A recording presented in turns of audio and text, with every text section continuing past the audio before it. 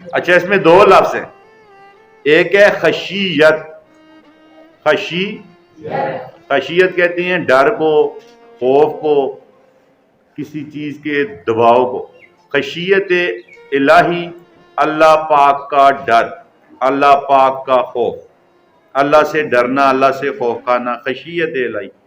اور ایک لفظ ہے مشیت. مشیت الہی، اللہ پاک کی مرضی.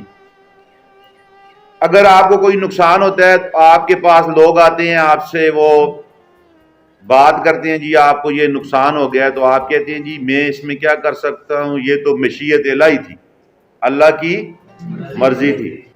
اب خشیت اور مشیت کی سمجھ آ گئی ہے. خشیت الہی اللہ کا خوف، اور مشیت الہی اللہ کی مرضی. یہ دو لفظ ہے، خشیت، مشیت.